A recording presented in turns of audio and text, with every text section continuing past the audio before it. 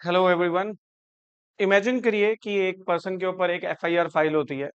First information report किसी crime के लिए उसके ऊपर एक एफआईआर फाइल हुई, लॉन्च हुई। देन उसके बाद पुलिस इन्वेस्टिगेशन स्टार्ट करती है एंड पुलिस उसको अरेस्ट कर लेती है। अरेस्ट करने के बाद वो पर्सन कोर्ट के अंदर प्रोड्यूस किया जाता है, क्योंकि पुलिस जो है मैक्सिमम 24 आवर्स तक अरेस्ट करके रख सकती है। उसके बाद मजिस्ट्रेट के सामने प्रोड्यूस करना पड़ता है। 24 आवर्स के बाद जब मजिस्ट्रेट के सामने प्रोड्यूस किया तो उसके एडवोकेट सामने बेल की एप्लीकेशन लगाई। बेल की एप्लीकेशन है कि मुझे जमानत पे छोड़ दिया जाए। अब ये लॉजिकल है, क्योंकि एक पर्सन के ऊपर अभी सिर्फ एक्यूजेशंस लगे हैं, अभी सिर्फ आरोप लगे हैं, अभी उसका दोष सिद्ध नहीं हुआ है, वो गिल्टी नहीं साबित हुआ है। अभी गिल्टी तो वो जब ये पूरे प्रोसीजर से निकल के जाएगा, फाइनली जब उसका ट्रायल होगा, ट्रायल के बाद जब जजमेंट आएगी जिसमें उसका गिल्ट प्रूव हो जाएगा, तब तब कोर्ट ये डिक्लेयर करेगी कि वो पर्सन वाकई में गिल्टी है और उसको सजा सजा का हकदार है और उसे सजा मिलनी चाहिए। बट जब हम पुलिस उसको यहीं पे अरेस्ट कर लेती है, और अरेस्ट करने का पर्पस ये होता है कि वो व्यक्ति भाग ना जाए, एविडेंस के साथ टेम्पर ना करे, विटनेस को धमकाए ना।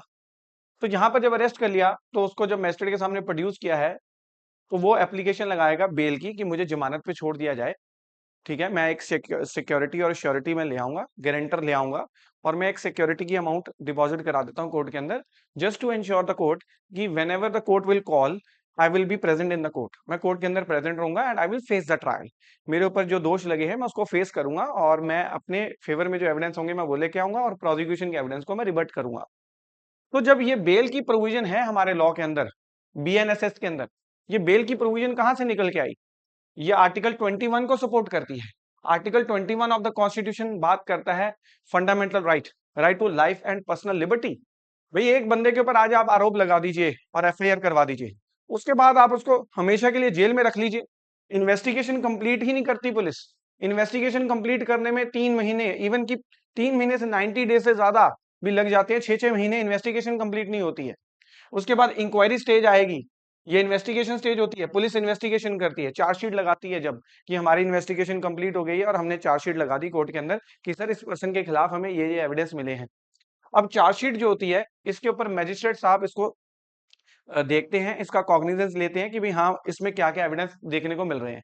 देन मैजिस्ट्रेट साहब को अगर लगता है कि हाँ इस पर्सन के खिलाफ काफी प्राइमा फसा है, मतलब प्रथम दृष्टि है, देखने पे लग रहा है कि इसके खिलाफ काफी एविडेंस पुलिस इकट्ठे करके ले गई है, वो एविडेंस सच्चे हैं या झूठे हैं वो अभी वो साबित नहीं हुआ है, वो तो ट्रायल में साबित होगा।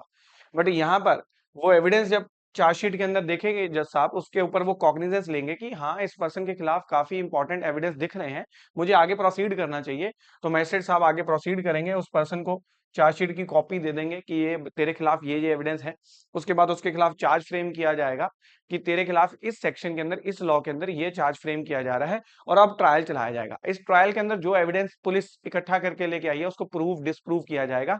प्रोसिक्यूशन जो है, जो सरकारी वकील जिसको हम बोल देते हैं, वो उस पर्सन के अगेंस्ट एविडेंसेस को प्रूव करेगा, और वो पर्सन जो है अपने आप को डिफेंड करेगा। एक्यूज के एडवोकेट जो है उसको डिफेंड करेंगे और अपने फेवर में भी एविडेंस लेके आएंगे। फाइनली जब एविडेंसेस प्रूव डिसप्रूव हो जाएंगे तो फाइनली कोर्ट जजमेंट सुना देगी। बट क्या आप ये ट्रायल, तो आपको पता है इंडिया के अंदर ट्रायल पूरा चलाने, ये पूरा प्रोसेस कंप्लीट करने के लिए इंडिया में 6-6 साल 10-10 साल केस चलता है। और इन इंडिया, भाई वो पर्सन अभी तो सिर्फ एक्यूज है, जब तक उसका दोष साबित नहीं होता वो तो जजमेंट पे साबित होगा ना, सारे एविडेंस आएंगे तभी उसका दोष साबित होगा कि वो गिल्टी है या नहीं। अभी तो सिर्फ उसके ऊपर आरोप लगे हैं। तो इंडिया के अंदर पनिशमेंट उसको मिलेगी जजमेंट के बाद, अगर वो वहां पर गिल्टी साबित हो गया तो। बट इंडिया में अगर उस पर्सन को आपने जब ये अरेस्ट कर लिया स्टार्टिंग में ही, अगर उसको बेल ना मिली, तो उसके लिए ये पूरा प्रोसेस ही अपने आप में पनिशमेंट बन जाएगा। In India the process itself is the punishment.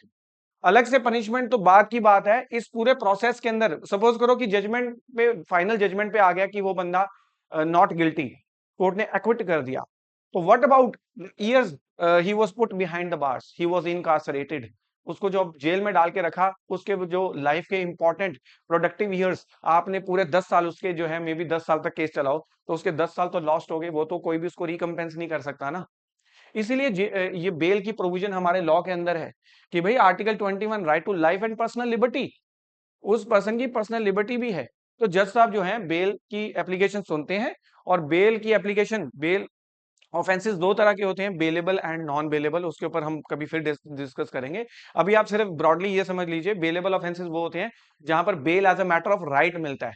मतलब अगर वो बेलेबल ऑफेंस है तो वो ज्यादा हीनियस ऑफेंस नहीं होगा, और वहां पर बेल मिलनी ही मिलनी है, as a matter of right, अधिकार है कि बेल दे दो आप। नॉन बेलेबल ऑफेंसेस में कोर्ट की डिस्क्रिशन होती है, कोर्ट की मर्जी है। कोर्ट की डिस्क्रिशन का मतलब ये नहीं है कि कोर्ट आर्बिट्रेरी डिस्क्रिशन एक्सरसाइज करेगा, जैसा आपको लगता है कि नहीं तेरी तो शक्ल ही टेररिस्ट जैसी है तो तेरे को तो मैं नहीं दूंगा, ये तो आर्बिट्रेरी डिस्क्रिशन हो गई। तो the court has to look upon और एनालाइज सम इंपॉर्टेंट फैक्टर्स।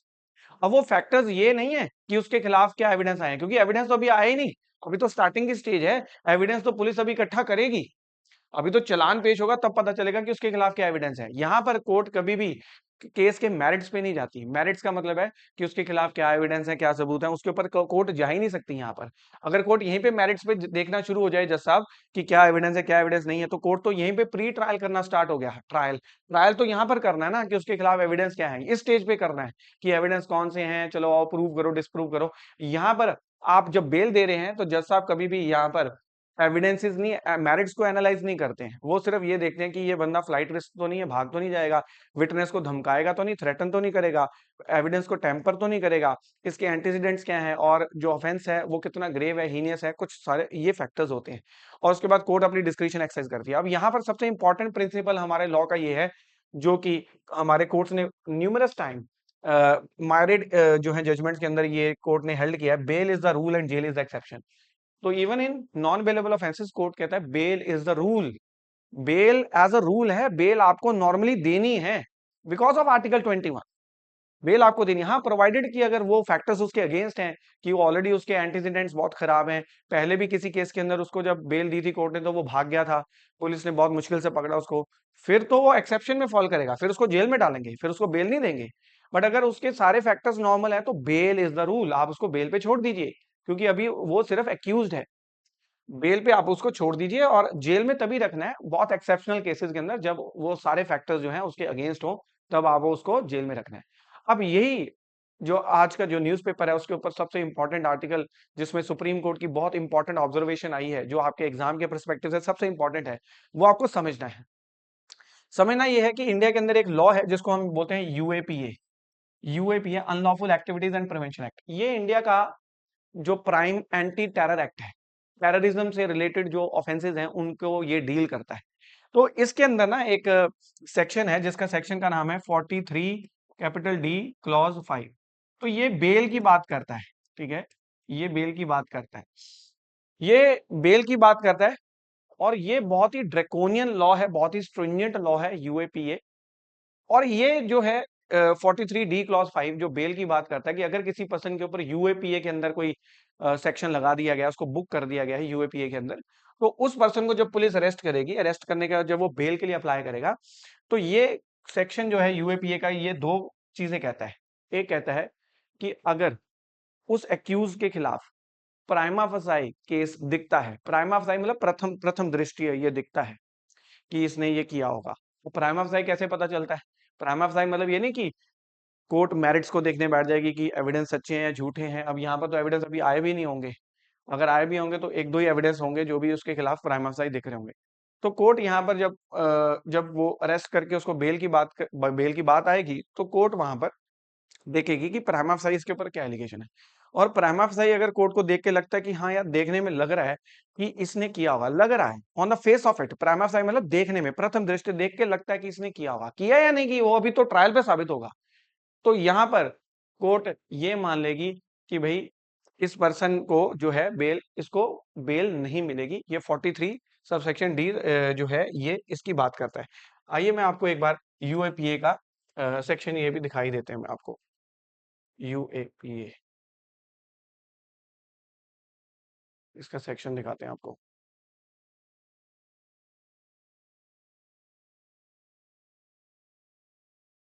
देखिए ये है, this is section this is section 43 D. And हमें सिर्फ सीधा 43 डी का सब क्लॉज 5 पढ़ना है। यहाँ पर पढ़ते हैं। तो यहाँ लिखा है not with standing anything contain in the code.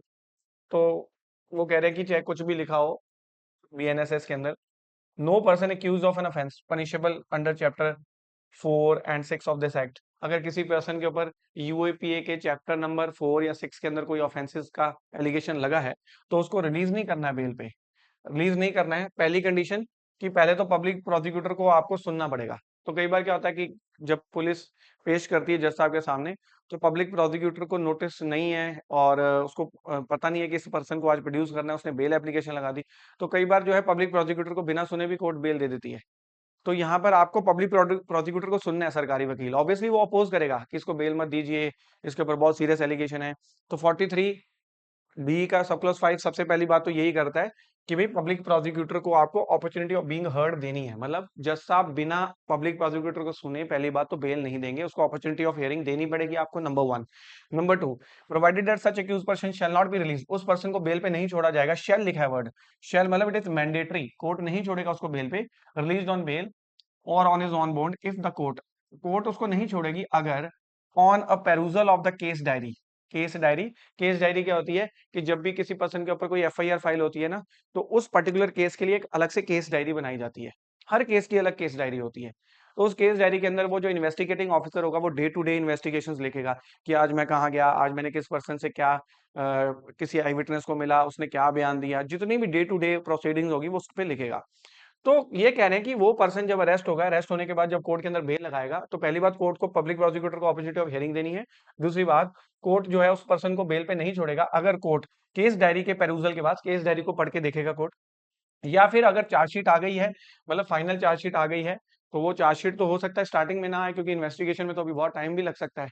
तो केस डायरी अगर है तो केस डायरी को देखेगा कोर्ट, अगर नहीं है तो फिर चार्जशीट को देखेगा, जो फाइनल चालान जिसको हम बोलते हैं उसको देखकर अगर कोर्ट का ओपिनियन है, ओपिनियन कोर्ट की ये राय है कि एक रीजनेबल ग्राउंड है, प्राइमा फसाई ये दिख रहा है कि the accused against such person, prima फसाई जो एलिगेशंस हैं इसके खिलाफ प्राइमा फसाई ट्रू है, तो देखकर केस डायरी को या चालान को देख के लग रहा है कि इस पर्सन के खिलाफ जो एलिगेशन है प्राइमा फसाई। अब वो सच्चे हैं झूठे हैं, केस डायरी के अंदर जो चीजें लिखी हैं सच्ची झूठी हैं, चार्जशीट के अंदर जो एविडेंस लिखे हैं पुलिस लेके आई है इकट्ठा करके, वो सच्चे हैं झूठे हैं वो नहीं देखना, वो तो अभी ट्रायल स्टेज पे जाके देखेंगे। बट अभी यहाँ पर लॉ कहता है कि अगर उसको देखकर प्राइमा फसाई लग रहा है कि इसके खिलाफ एलिगेशन सही है, तो आप उसको बेल पे नहीं छोड़ेंगे। सो this is very draconian provision. Provision draconian क्यों है? क्योंकि आपको एक लैंडमार्क प्रिंसिपल समझना पड़ेगा। लैंडमार्क प्रिंसिपल ये है, हमारे क्रिमिनल लॉ का एक जुरिस्प्रूडेंस है, इंपॉर्टेंट प्रिंसिपल है। प्रिंसिपल ये है कि a person is presumed to be innocent until proven guilty. एक पर्सन जो है उसको हम बेगुनाह मान के चलते हैं, प्रिज्यूम करके चलते हैं कि वो बेगुनाह है जब तक उसका दोष साबित नहीं हो जाता। तो हमारे नॉर्मल क्रिमिनल लॉ के जो जुरिस्प्रूडेंस के अंदर तो यही होता है, जब इस पर्सन को अरेस्ट भी कर लिया, इसके ऊपर एफआईआर भी फाइल हो गई, लॉ ये कहता है कि उसको आप इनोसेंट प्रिज्यूम करके चलोगे जब तक उसका दोष साबित नहीं हो जाता। तो जब इसको इनोसेंट प्रिज्यूम करके चलोगे तो जो बेल लगाएगा, तो बेल की वो जो कंडीशंस एनालिसिस करके कोर्ट, हो सकता है कोर्ट बेल, क्योंकि bail is the rule, jail is the exception. But the point is यहाँ पर यूएपीए का जो सेक्शन बेल से डील करता है, ये क्या कह रहा है? ये कह रहा है कि जब उस पर्सन को, जैसे उसके ऊपर एफआईआर हुई यूएपीए के अंदर और उस पर्सन को यहाँ पर अरेस्ट कर लिया, अरेस्ट करने के बाद अब पुलिस ने केस डायरी तो बनाई होगी, अरेस्ट किया तो केस डायरी में कुछ ना कुछ तो वो एविडेंस, कुछ थोड़ा बहुत ही एविडेंस इकट्ठा करके लेके आएंगे, अभी पूरा एविडेंस ना भी आया हो, चार्जशीट पे आएगा पूरा एविडेंस। तो ये क्या कहता है कि जब वो पर्सन बेल की एप्लीकेशन लगाएगा, तो सेक्शन कहता है कि अगर कोर्ट को प्राइमा फसाई, प्राइमा फसाई तो यही है कि अब पुलिस ने जो लिख दिया केस डायरी के अंदर, अब कोर्ट उसकी मेरिट्स में तो जा ही नहीं सकती कि वो सच्चा झूठा, बस ऊपर से देखना है। अब पुलिस उसमें लिख कर लेके आई है कि इसके बहुत बड़े लिंक्स निकले हैं टेररिस्ट ऑर्गेनाइजेशंस के साथ, कुछ भी लिख के ले आई है और कुछ भी एविडेंस विटनेसेस के बयान लिख कर ले आई है। अब देखने पे प्राइमा फसाई तो लग रहा है कि हाँ यार इसने ये किया होगा। सो सिर्फ अगर प्राइमा फसाई ये देखने को लग रहा है तो आप उसको बेल पे नहीं छोड़ोगे। तो बेल पे नहीं छोड़ोगे, इसका मतलब आपने ये जो प्रिंसिपल है इसको रिवर्स कर दिया है। रिवर्स मतलब प्राइमा फसाई अगर देखने को लग रहा है तो अब आप उसको बेल पे नहीं छोड़ रहे हो, that means you have presumed that person guilty. आप उसको प्रिज्यूम कर रहे हो कि वो गिल्टी है, अनलेस कि अब वो अपनी इनोसेंस प्रूव करे। तो ये इसी स्टेज पे इस ये प्रिंसिपल रिवर्स हो गया है और अब इस स्टेज पे कोर्ट उसको बेल नहीं दे रही है, और कोर्ट ये प्रिंसिपल अब रिवर्स होने की वजह से कोर्ट उसको ये प्रिज्यूम करके चल रही है कि इसकी इन्वॉल्वमेंट है, ही इज गिल्टी। अब वो पर्सन के ऊपर बर्डन चला गया है एक्यूज के ऊपर कि वो साबित करे कि नहीं नहीं जज साहब मैं बेगुनाह हूं, और वो अपनी बेगुनाही साबित करें यहाँ पर कि नहीं जज साहब ये मेरे ऊपर जो एविडेंस है प्राइमा फासी ये सच्चे नहीं है, ये झूठे हैं। तो आप देख सकते हैं कि जो हमारे क्रिमिनल लॉ का लैंडमार्क प्रिंसिपल है, जो ज्यूरिस्प्रूडेंस है, वो इसी प्रिंसिपल पे चलती है और ये बिल्कुल जेन्युइन भी है। आप देखिए ना कि ऐसे तो आज कोई भी किसी के ऊपर, मान लो मेरे ऊपर कोई एक्यूजेशन लगा दे, मेरे ऊपर एफआईआर करवा दी जाए। अब एफआईआर कराई, मेरे ऊपर एक्यूजेशंस लग गई। अब जब पुलिस मेरे को अरेस्ट ही कर लेगी, तो यहाँ पर प्रिंसिपल तो यही कहता है कि मैं बेगुनाह हूं, और जब तक मेरा गिल्ट नहीं साबित होता मैं बेगुनाह हूं। अब बर्डन किसका है? मेरा दोष साबित करने का बर्डन स्टेट के ऊपर है। स्टेट जिसने मेरे ऊपर एफआईआर फाइल करे वो साबित करे कि मैं दोषी हूं। को लॉ तो यही प्रिज्यूम करके चलेगा, कोर्ट तो यही प्रिज्यूम करके चलेगा कि मैं बेगुनाह हूं, और मैं बेगुनाह हूं उसी प्रिजम्पशन के साथ चला जाएगा। अब स्टेट के पास ये पूरी बर्डन रहेगा कि आप प्रूव करो कि ये बंदा दोषी है। अब स्टेट के पास तो कितनी बड़ी मशीनरी है, पुलिस है। पुलिस है, साइंटिफिक जो है ये एविडेंस को एनालाइज करने के लिए टीम्स हैं, ठीक है, साइंटिफिक एविडेंस इकट्ठा हो सकता है। मेरा दोष साबित करना है तो पुलिस के पास देखिए कितनी पावर है, सर्च, सीजर, अरेस्ट, और कितनी पावर है पुलिस के पास। पुलिस मेरे खिलाफ एविडेंस इकट्ठा कर लाए, उसके बाद फाइनली ट्रायल भी मेरे खिलाफ प्रूव कर दीजिए और मेरा दोष साबित कर दीजिए, फिर मैं जेल, मुझे सजा सुना दीजिए आप, ठीक है, मेरा दोष साबित कर दीजिए। बट जब तक मेरा दोष साबित नहीं होगा, मैं इनोसेंट प्रिज्यूम मुझे करके चलना पड़ेगा लॉ को और इवन कोर्ट को। बट जब आप यहाँ पर यूएपीए में ये कह रहे हैं कि अगर प्राइमा फेसी दिख रहा है तो आप उसको बेल मत दीजिए, इसका मतलब आप उसको प्रिज्यूम करके चले कि वो गिल्टी है और वो अपनी इनोसेंस साबित करे। अब ये बंदा अपनी इनोसेंस कैसे साबित करेगा? देखिए ना, दो प्रॉब्लम है यहाँ पर। एक तो उस बंदे को आपने अरेस्ट कर लिया है, आप उसको बेल नहीं दे रहे हो। अब आप कह रहे हो कि बर्डन तेरे ऊपर है, तू ये प्रूव कर कि तू बेगुनाह है। अब वो बेगुनाही अपनी कैसे साबित करेगा? पहली बात तो वो जेल में है, जेल से बाहर जाएगा, अपने अपने फेवर में एविडेंस लेके आएगा, कुछ लेके आएगा, तभी तो अपनी बेगुनाही साबित करेगा। बट लॉ कहता है कि आपको उसको बेल पे छोड़ना ही नहीं है। तो जब बेल पे छोड़ना ही नहीं है तो वो जेल के अंदर बैठ के अपनी बेगुनाही कैसे साबित करेगा? Number one. नंबर टू, उसके पास स्टेट की एडमिनिस्ट्रेटिव जितनी पावर है उतनी पावर नहीं है। ये किसी पर्सन को जाके इंटेरोगेट नहीं कर सकता, ये किसी के घर पे जाके जो है सर्च सर्च नहीं कर सकता, कोई चीज सीजर नहीं कर सकता, क्योंकि एक कॉमन पर्सन ये चीजें नहीं कर सकता। तो जब इसके पास ये कोई पावर्स ही नहीं है, सर्च, सीजर, इंटेरोगेशन, कुछ भी नहीं, तो ये टोटली अनजस्टिफाइड है कि आप एक पर्सन को ये कह रहे हैं कि you are guilty and now you prove your innocence. वो कैसे प्रूव करेगा? वो तो जेल में ही रहेगा। अब यही सबसे बड़ा इंपॉर्टेंट जो पॉइंट है यूएपीए के अंदर, कि इसीलिए इसको ड्रैकोनियन कहते हैं। एक बार किसी के ऊपर यूएपीए लग गया, अब वो उसका जेल से बाहर आना इम्पॉसिबल है। जेल से बाहर आना इम्पॉसिबल है, क्योंकि उसको बेल ही नहीं मिलेगी। और यहीं पे ये सबसे बड़ी प्रॉब्लम ये है कि बिना उसका दोष साबित किए हुए आप उसको प्री ट्रायल पनिशमेंट दे रहे हैं। ट्रायल हुआ ही नहीं अभी और उसकी सजा स्टार्ट हो गई है, क्योंकि बेल तो मिलेगी नहीं। तो यही उमर खालिद एंड शार्जिल इमाम, जो सिटीजनशिप अमेंडमेंट एक्ट के खिलाफ न्यू दिल्ली के अंदर प्रोटेस्ट हुए थे, उनके ऊपर यूएपीए लगाया गया लास्ट ईयर। उन्होंने भी बेल एप्लीकेशन सुप्रीम कोर्ट के अंदर मूव करी थी, दिल्ली हाई कोर्ट ने रिजेक्ट कर दी थी, सुप्रीम कोर्ट के अंदर उन्होंने बेल एप्लीकेशन मूव करी, जिसमें सुप्रीम कोर्ट ने बोल दिया कि दैट ये स्टैट्यूटरी लॉ है, और ये स्टैट्यूटरी लॉ जो है ये आर्टिकल 21 को ओवरराइड कर सकता है। तो मुझे तो बहुत अच्छी जजमेंट नहीं लगी वो, क्योंकि आर्टिकल 21 हमारा फंडामेंटल राइट है, और वो फंडामेंटल राइट को भी ओवरराइड कर देगा just to secure the national security of the country. National security की तो बात ठीक है, बट आप ये बेसिक प्रिंसिपल को कैसे रिवर्स कर सकते हैं? आप बर्डन एक्यूज के ऊपर कैसे डाल सकते हैं जब आपके पास स्टेट मशीनरी है? तो यहाँ पर को यहीं पे ये प्रॉब्लम क्रिएट होती है कि ये इतना ड्रैकोनियन है कि इस पर्सन के ऊपर एक्यूजेशन है, अभी आरोप लगे हैं, अभी ट्रायल भी नहीं स्टार्ट हुआ। तो शार्जिल इमाम और उमर खालिद के केस में 5 साल हो गए थे उनको जेल में रहते हुए, अभी तक पुलिस की इन्वेस्टिगेशन कंप्लीट होके अभी इंक्वायरी स्टेज पर भी केस नहीं आया था। मे बी इंक्वायरी स्टेज पे आया होगा, या अभी मुझे याद नहीं है। बट अब ये देखिए कि 5 साल हो गए उनको जेल में रहते हुए, अभी सिर्फ वो एक्यूज हैं, अभी वो दोषी नहीं थे। और फिर भी कोर्ट कह रहा है कि आपको बेल पे नहीं छोड़ सकते, क्योंकि यूएपीए के अंदर ये साफ लिखा हुआ है कि अगर प्राइमा फेसी लिख रहा है तो आपको बेल पे नहीं छोड़ा जाएगा, और शेल वर्ड लिखा है, कोर्ट ड्यूटी बाउंड है। तो यहाँ पर कोर्ट ने ये जजमेंट सुनाई थी, और जिसकी वजह से सबसे बड़ी प्रॉब्लम ही यही है कि आप ट्रायल से पहले ही उस बंदे को सजा दे रहे हो, प्री ट्रायल पनिशमेंट। ट्रायल के बाद दोष साबित होगा तब तो पनिशमेंट बात की बात है, उसको पहले ही सजा मिल रही है। अब ये हम क्यों डिस्कस कर रहे हैं? क्योंकि द हिंदू के अंदर सबसे इंपॉर्टेंट आर्टिकल देखने को आपको मिलेगा, दैट ये सबसे इंपॉर्टेंट आर्टिकल है। सुप्रीम कोर्ट ने हाल ही के अंदर एक पर्सन के ऊपर यूएपीए लगाया गया था, उसने भी बेल एप्लीकेशन लगाई, और सुप्रीम कोर्ट के कोऑर्डिनेट बेंच, मतलब डिवीजन बेंच, 2 जजेस थे, उन्होंने बोला कि ऑलरेडी सुप्रीम कोर्ट की जो जजमेंट लास्ट ईयर आई थी उमर खालिद के केस में, उसके ऊपर हमें डाउट है। सेल्फ अप्रोच, मतलब अपनी अपनी ही पुरानी जो सुप्रीम कोर्ट के डिवीजन बेंच, उस पर कोई दूसरे जजेस थे, वो भी डिवीजन बेंच थे, उसमें भी 2 जजेस थे, और इसमें भी 2 जजेस हैं। जजेस का नेम अभी हम देख लेते हैं। जस्टिस उजल विहान है और बीवी नागरत्ना है। और इन्होंने बोला कि जो वो जजमेंट आई थी उसको हम बहुत ज्यादा अप्रूव नहीं करते हैं, वो हमारे अकॉर्डिंग वो ठीक नहीं है। और इसको आप पढ़िए, कोर्ट ने बहुत अच्छी बातें कही हैं। The supreme court on Monday voiced serious concerns reservation means doubt about various aspect of its January judgment refusing bail to former JNU student leader Umar Khalid, जो पिछले साल दी थी तो उसमें बेल को रिफ्यूज कर दिया था, तो उसके रिगार्डिंग कोर्ट ने डाउट रेज करा है। And then the rare act of self reproach मतलब कोर्ट ने अपनी ही जजमेंट की निंदा की है। And came over a year after the court condemned Mister Khalid. तो उस टाइम पे पिछले साल कोर्ट ने मिस्टर खालिद जो है, उमर खालिद एंड शार्जिल इमाम जो है, ये जो रॉयट्स हुए थे दिल्ली के अंदर उसके मास्टरमाइंड्स माने गए थे। तो 5 साल से भी ऊपर हो गए थे, उनको अंडर ट्रायल थे वो, अभी ट्रायल भी स्टार्ट नहीं हुआ था। And mister Khalid and other activist under the anti terror law UAPA के अंदर उनको बुक किया गया था। देन बीवी नागरत्ना उज्जवल बुहान जो है, उन्होंने ये बोला कि the rule in UAPA cases जो है वो भी उसके ऊपर जो है, ये जो एंटी एम्प्टी स्लोगन नहीं है, कौन सी, राइट टू स्पीडी ट्रायल। अब ये पॉइंट हमने डिस्कस नहीं करा, राइट टू स्पीडी ट्रायल। अब मुझे बताइए कि एक पर्सन को आपने जेल में डाला हुआ, हो सकता है कि उसका ट्रायल भी स्टार्ट हो गया हो। अब ट्रायल आपको पता है इंडिया में 10-10 साल केस चलते रहते हैं, ट्रायल उसका चल रहा है, ठीक है, बट ट्रायल प्रोसीड ही बहुत स्लो स्पीड पे हो रहा है, बार बार जो है एडजर्नमेंट्स मिल रही हैं, और फॉर एनी रीजन जो है ट्रायल बहुत स्लो स्पेस पे चल रहा है। जब तक अब ट्रायल जब तक कंक्लूड नहीं हो जाएगा तब तक हो सकता है ना कि एविडेंस के बाद साबित ही हो जाएगी वो बंदा बेकसूर है।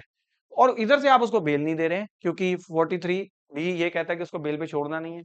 तो आप उसको प्री ट्रायल पनिशमेंट दे रहे हैं, आप उसको जेल से छोड़ नहीं रहे हैं, और इधर से ट्रायल नहीं चल रहा। तो आर्टिकल 21 का एक और important right to life and personal liberty का एक और इंपॉर्टेंट राइट है, right to speedy trial. Right to speedy trial, trial जल्दी से जल्दी करिए। अगर किसी के ऊपर एविडेंस एक्यूजेशन आई है तो उसका दोष या उसका जो है निर्दोष, अगर वो दोषी है या निर्दोष है, उसको जल्दी से जल्दी ट्रायल को कंक्लूड करिए, और उसकी अगर वो सजा बनती है तो उसको सजा सुनाइए, नहीं बनती तो उसको छोड़ दीजिए आप। अब यहाँ पर आप स्पीडी ट्रायल कर नहीं रहे हैं, 10-10 साल, अभी 5-5 साल 6-6 साल हो गए, ट्रायल ही नहीं कंक्लूड हो रहे हैं, और उधर से आप उसको बेल पे नहीं छोड़ रहे हैं। तो यहीं पे कोर्ट ने यहाँ पर अभी मंडे को कोर्ट ने यही बोला कि ये जो right to life and personal liberty है ये एम्प्टी स्लोगन नहीं है। कोर्ट ने बोला bail is the rule and jail is the exception, bail is the rule, bail पे छोड़ना है, जेल इज द एक्सेप्शन, ये एम्प्टी स्लोगन नहीं है। ये कहां से फ्लो करता है, ये कहता है कि कोर्ट कहता है कि ये bail is the rule and jail is the exception article 21 से फ्लो करता है, right to life and personal liberty, वहीं से स्पीडी ट्रायल आता है। कोर्ट ने यहाँ पर बेल दी एक पर्सन को जिसके ऊपर यूएपीए लगा था, ये डिफरेंट पर्सन है, ये शार्जिल इमाम का केस नहीं है, उमर खालिद का केस नहीं है। एंड कोर्ट ने बोला एक्यूज कैनॉट बी इनडेफिनेटली इनकार्सरेटेड, आप उसको इनडेफिनेट पीरियड के लिए इनकार्सरेट जेल में नहीं रख सकते हैं, मेयरली बिकॉज कि स्टेट ने बहुत ही लो बार सेटिस्फाई कर दिया। लो बार मतलब क्या, जब वो बेल लेने आया था तो कोर्ट ने क्या साबित किया, स्टेट ने, पब्लिक प्रोसिक्यूटर ने ये साबित किया प्राइमा फेसी सर दिख रहा है। तो ये तो बहुत ही लो बर्डन है ना प्राइमा फेसी, जबकि क्रिमिनल लॉ के अंदर बर्डन जो स्टैंडर्ड ऑफ प्रूफ है, स्टैंडर्ड ऑफ प्रूफ क्या, बियॉन्ड रीजनेबल डाउट प्रूफ करो। एक तिनका भर का भी जो कोर्ट के मन में डाउट नहीं होना चाहिए कि ये पर्सन दोषी है, बियॉन्ड रीजनेबल डाउट प्रूव करने के बाद वो बंदा दोषी साबित होता है। और यहाँ पर ऐसा नहीं है, यहाँ पर जो यूएपीए के अंदर तो बस ये साबित करना प्राइमा फेसी है, ऊपर से देख कर क्या लग रहा है, वो सच्चा है झूठा एविडेंस है वो कुछ नहीं, बस प्राइमा फेसी। तो कोर्ट ने बोला कि स्टेट बहुत लो बार को सेटिस्फाई करके ये कह रही है कि सर उसको बेल अब नहीं मिलेगी, तो ये नहीं आप कर सकते, personal liberty and speedy trial can not become subordinate. तो कोर्ट ने बहुत बड़ी बात बोली कि आर्टिकल 21 जो है वो आर्टिकल 43D5 जो यूएपीए के सबॉर्डिनेट नहीं है। Fundamental rights are very important and उनको एक सैक्रोसेंट तो नहीं हम बोल सकते, बट बहुत इंपॉर्टेंट प्लेस दी गई है। तो वो यूएपीए की प्रोविजन जो स्टैट्यूटरी प्रोविजन है जो कहता है कि उस बंदे को जेल में रखो, उसको छोड़ो ना, उसको बेल पे ना, बेल मत दो। और आर्टिकल 21 कहता है कि एक बंदे का right to life and personal liberty है, तो कोर्ट ने बोला कि आर्टिकल 21 ऊपर रहेगा, वो उसको ओवरराइड नहीं कर सकता। कोर्ट ने बोला that UAPA has drawn the threshold of denying bail, और कोर्ट ने बोला कि यूएपीए ने जो ये सेक्शन है, ये थ्रेशोल्ड जो जो ये बाउंड्री है बेल को डिनाई करने की इतनी लो है, बस प्राइमा फेसी ये शो कर दो तो उस बंदे को बेल नहीं मिलेगी। सो this is not you know cannot violate article 21। once that was done bail would be absolutely बस जस्ट वो प्राइमा फेसी शो कर दे तो बेल इम्परमिसिबल, बेल कभी मिलेगी ही नहीं। The state need only satisfy a low prima facie threshold while the trial may continue for years। Trial सालों साल चलता रहेगा with the result that pre-trial incarceration, pre-trial trial हुआ ही नहीं उससे पहले उसको जेल में डाला हुआ है, it becomes it begins to acquire a post trial punishment character। तो जो पोस्ट ट्रायल के बाद, ट्रायल के ट्रायल के होने के बाद जो उसको पनिशमेंट मिलनी चाहिए थी वो आप उसको प्री ट्रायल पनिशमेंट दे रहे हैं। देन देन उसके बाद no matter the length of period of such incarceration because the period of now this is all about this news UAPA के ऊपर the court has change the jurisprudence और court ने article 21 को जो है importance दी है। और आज के न्यूज़पेपर में अगर आप देखेंगे, आज के न्यूज़पेपर के अंदर दिल्ली पुलिस ने बोला है कि सुप्रीम कोर्ट को कि ये जो आपने जजमेंट दी है इसको आप रिव्यू करिए। और एक इंपॉर्टेंट जजमेंट है यूनियन ऑफ इंडिया वर्सेस के ए नाजीब। उस इस केस के अंदर ये 3 जजेस बेंच था। अब जो ये जजमेंट मंडे को आई है ये 2 जजेस बेंच की थी। और जो उमर खालिद वाला केस था लास्ट ईयर जो आया था उसमें भी 2 जजेस बेंच थे। तो 2 जजेस बेंच ने उमर खालिद के केस में बोल दिया था कि उनको जेल में रखो, उनको आप छोड़ नहीं सकते। और अब ये वाला जो केस है जो अभी मंडे को आया है इसमें भी जस्टिस रागर नागरत्ना एंड उजल भुयान उन्होंने आर्टिकल 21 को प्राइमेसी दी है। तो ये अब कंफ्लिक्टिंग जजमेंट्स हो गई दोनों। बट हमारे पास एक जजमेंट है यूनियन ऑफ इंडिया वर्सेस के ए नाजीब 2021। इसमें 3 जजेस बेंच था और यहाँ पर भी कोर्ट ने यही बात बोली थी दैट प्रोलॉन्ग्ड इनकार्सरेशन, अगर किसी बंदे की ट्रायल से पहले ही इतनी लंबी इनकार्सरेशन है, जेल में रखा हुआ है और अभी ट्रायल आप स्टार्ट नहीं कर रहे हैं या ट्रायल को भी कंक्लूड होने में बहुत टाइम लगेगा, तो वहां पर आर्टिकल 21 जो है वो ओवरराइड जो है आर्टिकल 21 प्रिवेल करेगा। And the statutory restriction on bail under article section 43 D of the UAPA ये सबसिस्ट करेगा, ये नीचे रहेगा और आर्टिकल 21 जो है वो प्रिवेल करेगा। तो 3 जजेस बेंच जजमेंट हमारे पास ऑलरेडी है कि A union of India versus A नाजीब। तो अभी जो जजमेंट आई है वो 2 जजेस बेंच की थी। उमर खालिद वाला केस 2025 में जो आया था उसमें भी 2 जजेस थे, दोनों की कंफ्लिक्टिंग जजमेंट है। उन्होंने वहां पर बेल नहीं दी थी, यहाँ पर बेल दे दी है। और अभी ये 3 जजेस बेंच ऑलरेडी ये चीज क्लियर कर चुका है कि अगर एक बंदे के ऊपर यूएपीए लगाया, उसको प्रोलॉन्ग्ड इनकार्सरेशन आपने कर रखी है, प्रोलॉन्ग्ड इनकार्सरेशन अगर उसको कर रखी है, so in that case article 21 will prevail and आप उसको रिलीज आपको बेल पे करना ही पड़ेगा। Article 21 will prevail. So this is the important judgement which has come out. और ये जो आज के न्यूज़पेपर में यही आया कि जो दिल्ली पुलिस है उन्होंने बोला है कि सर आपने जो अभी हाल ही में जो जजमेंट आई है इसके ऊपर रिव्यू किया जाए इसको, ये जजमेंट सही नहीं है। क्योंकि जब यूएपीए के अंदर स्पेसिफिकली लिखा हुआ है कि भाई प्राइमा फाई अगर केस प्रूव हो गया तो बेल नहीं मिलनी चाहिए, तो फिर बेल रोक देनी चाहिए। सो दिस इज लेट्स सी कि अब ये हायर बेंच को भी भेजा जाएगा। लेट्स सी कि हायर सुप्रीम कोर्ट का जो बिगर बेंच है उसको ये रेफर किया जाता है या नहीं किया जाता। But already we have a judgment union of India versus K Najeeb जो 2021 के अंदर आई थी। So this is all about this topic. Thank you very much.